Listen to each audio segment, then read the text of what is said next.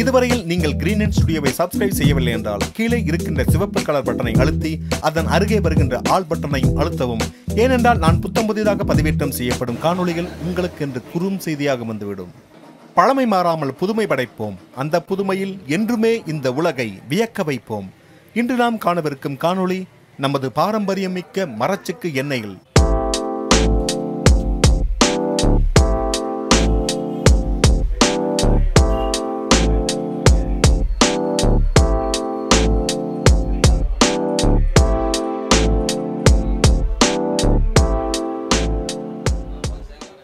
சென்ற அரை நூற்றாண்டுகளில் ஏற்பட்ட நவீன மாற்றங்களால் நாம் இழந்தவைகளில் முக்கியமான ஒன்று இயற்கை எண்ணெய் வகைகள். கிராமங்களில் தேங்காயை, நிலக்கடலையை எல்லை காய வைத்து மரச்செக்குகளில் ஆட்டி எண்ணெயாக்கி அவற்றை அன்றாடம் வீடுகளில் பயன்படுத்தி உடல் நலத்துடன் வாழ்ந்தவர்கள் நமது முன்னோர்கள். மாடுகள் மூலமும் கைகளாலும் இயக்கப்பட்ட மரச்செக்குகள் பின்னர் விஞ்ஞான வளர்ச்சிகளால் மின்சாரம் மூலம் இயங்கும்படி அமைந்தாலும் நாம் அதை மரச்செக்குகள் ஆட்டுபவரின் சிரமத்தை குறைக்க வந்ததாக எண்ணிக்கொண்டோம். வீடுகளில் அப்போது மாவரைக்கும் கிரைண்டர்கள் மெல்ல எட்டி பார்த்த சமயம் அது. ஆனால் அத்தகைய விஞ்ஞான வளர்ச்சிகள் செக்கு ஆட்டுபவர்களுக்கும் நமக்கும் அவர்களின் வாழ்வாதாரத்தையும் நம் நல்ல உடல்நிலையையும் மிகப்பெரிய அளவில் பாதிக்கப் போகும் ஒரு மோசமான நிகழ்வின் முன்னோட்டம் என்று நாம் யாரும் அறிந்திருக்கவில்லை. எண்ணெய் வித்துக்களை மரச்செக்கில் கடைவது போய் மில்களில் இயந்திரங்கள் மூலம் பிழியப்பட்டன.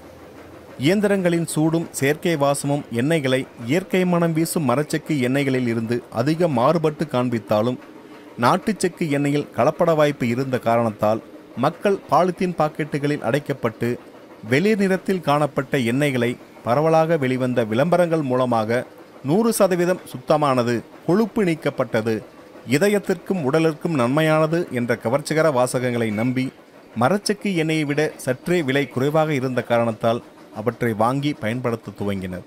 தேவைகள் அதிகரிக்க வெளிநாட்டிலிருந்து பாமாயில் என்னும் பனை எண்ணெய் இறக்குமதி செய்யப்பட்டது. அதன் பின்தான் ஆலை வியாபாரிகள் எண்ணெய் வியாபாரத்தை நாட்டுச்செக்கு வியாபாரிகளிடமிருந்து முழுமையாக பறித்தனர். தொடர்ச்சியான ஆலை எண்ணெய்களின் விளம்பரம் மூலம் மெல்ல மெல்ல நுகர்வோரின் ஆதரவு குறைந்தது. நாட்டு எண்ணெய்கள் உற்பத்தி முற்றிலும் குறைந்து போனது. இந்த காலகட்டத்தில் மருத்துவ வியாபாரிகள் எல்லாம் ஒன்று கூடி இந்தியாவில் இதயம் சம்பந்தமான பாதிப்புகள் அதிகரிக்க நாம் பயன்படுத்தும் நாட்டுச்செக்கு நல்லெண்ணெயும் கடலை எண்ணெயுமே காரணம் என்று கூறி வந்தனர். நாட்டு மரச்செக்கு எண்ணெய்களை தவிர்த்து கொழுப்பு நீக்கப்பட்ட ரீபைன் எண்ணெய்களை பயன்படுத்த வேண்டும் என்ற ஒரு அரைவேக்காட்டுத்தனமான அறிக்கை மூலம் திரும்ப திரும்ப பிரச்சாரம் செய்து மக்களை பயமுறுத்த ஒரே அடியாக நாட்டு மரச்செக்கு எண்ணெயின் உற்பத்தி நமது நாட்டில் நின்று போனது. அதன்பின் சன்ஃப்ளவர் எண்ணெய்கள் உடலுக்கு நன்மை பயப்பது, அதில் கொழுப்பு இல்லை, நன்கு சுத்திகரிக்கப்பட்டது என்ற பிரச்சாரத்தில் இன்று வரை அந்த ரீபைன் எண்ணெய்கள் ஆதிக்கம் செலுத்தி வருகின்றன. ரீபைன் யுகத்தில் மனிதர்களுக்கு அதிக உடல்நல பாதிப்புகள் ஏற்படுத்திய தாவர நெய் எனப்படும் டால்டாவும் பரவலாக மக்களிடையே இப்பொழுது பயன்படுத்துவது குறைந்திருப்பது சற்று ஆறுதலை தருகின்றது. அக்காலங்களில் இனிப்பு பலகாரங்கள் செய்ய அதிக செலவு பிடிக்கும் என்ற காரணத்தினால் பசு நெய்க்கு மாற்றாகவும் வனஸ்பதி என்னும் உடலுக்கு அதிக அளவில் தீமைகள் செய்யும் டால்டாவை பயன்படுத்தி வந்தனர்.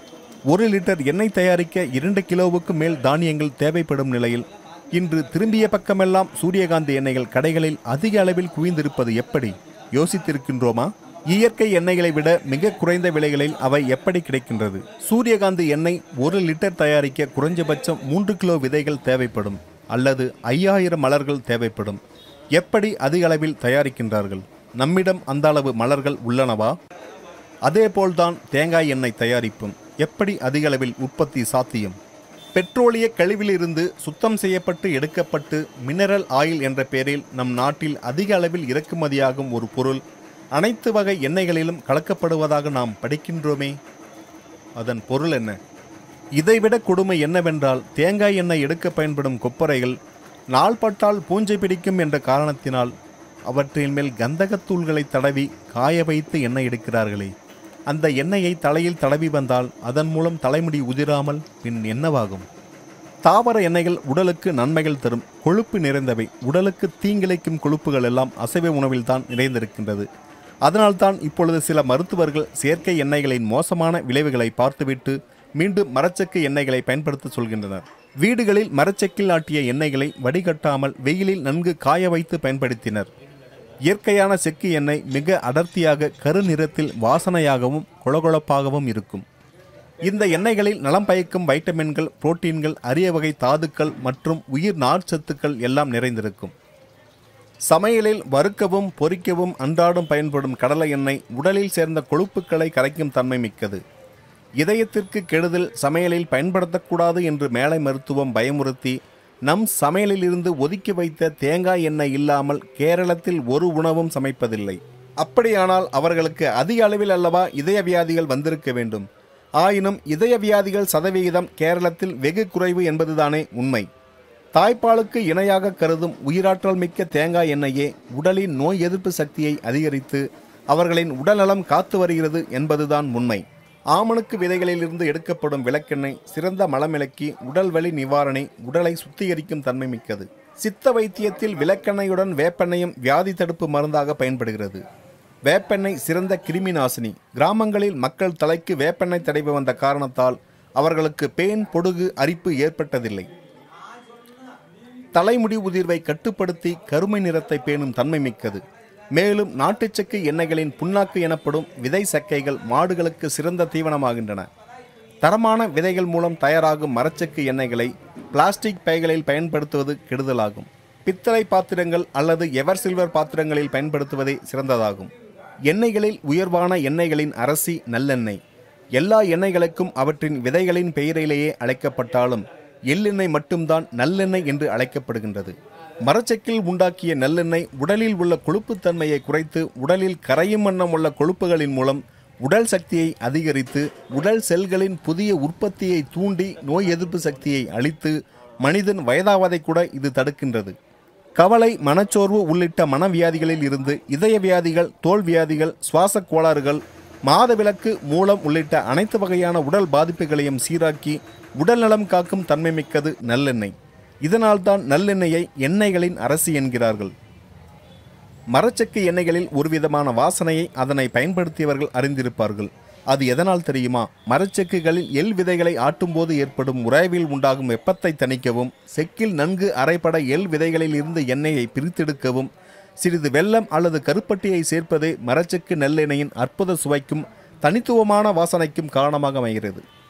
மனிதர்களின் உடல்நலம் கெடுக்கும் எண்ணெய்கள் எல்லாம் விதவிதமான வணிக பெயர்களில் மனதை சுண்டி இழுக்கும் விளம்பரங்கள் மூலம் மக்களை முட்டாளாக்கி பல்வேறு வியாதிகளுக்கு உறைவிடமாக மனித உடலை மாற்றுகின்றனர். இளநரை பாதிப்புகள், மூட்டுவலி, அதிக உடல் எடை, இரத்த அழுத்த பாதிப்புகள் போன்றவை உண்டாக இந்த எண்ணெய்களின் தயாரிப்பில் சேர்க்கப்படும் ரசாயனங்களே காரணமாகின்றன. பயன்படுத்துவதையே தவிர்க்க வேண்டிய ரீபெண்ட் எண்ணெய்களை ஒரு முறை பயன்படுத்திய பின்பும் மீண்டும் வடை, போண்டா, பஜ்ஜி போன்ற கார வகைகள் மற்றும் இனிப்பு செய்யவும், வடம், வற்றல் பொரிக்க மீண்டும் பயன்படுத்த வியாதிகளை தேடிப்போய் பெற்றுக்கொள்கிறோம் என்றுதானே அர்த்தம். உடலுக்கு நன்மைகள் செய்யும் நாட்டுச்செக்குகளில் உண்டாக்கிய எண்ணெய்களை விலை சற்று அதிகமானாலும் கூட அதனை நாம் வாங்கி அன்றாடம் பயன்படுத்தி வர வேண்டும். ஏனென்றால் தேவையற்ற வைத்திய செலவுகளை குறைக்க முடியும். ரீபெண்ட் எண்ணெய்களைப் போலவே மனிதர்களுக்கு தீங்கு விளைவிக்கும் மற்றொரு எண்ணெய் தான் தற்பொழுது வீடுகளில் விளக்கேற்ற பயன்படும் தீப எண்ணெய்கள். செயற்கை எண்ணெயில் செயற்கை வாசனை, இரசாயன கலவைகள் மனிதர்களின் சுவாசத்திற்கு பெரும் பாதிப்புகளை ஏற்படுத்தக்கூடியவை. நமது வீடுகளில் விளக்கேற்ற இயற்கை எண்ணெய்களான விளக்கெண்ணெய், நல்லெண்ணெய், தேங்காய் எண்ணெய், வேப்ப எண்ணெய், இலுப்பை எண்ணெய் போன்றவற்றை பயன்படுத்துவதன் மூலம் குழந்தைகளுக்கும் வீட்டில் உள்ள பெரியோர்களுக்கும் நமக்கும் நன்மையை தரக்கூடியது. விலை குறைவு என்பதால் ரசாயன எண்ணெய்களை வாங்கி பயன்படுத்த வேண்டாம். நமது பாரம்பரியமிக்க மரச்செக்கு எண்ணெய்களை வாங்கி பயன்படுத்துவோம். நமது பாரம்பரியத்தை மீட்டெடுக்க அனைவரும் ஒன்றிணைவோம். இந்த காணொளி உங்களுக்கு பிடித்திருந்தால் விரும்புங்கள், பகிருங்கள், என்னோடு இணைந்து கொள்ளுங்கள்.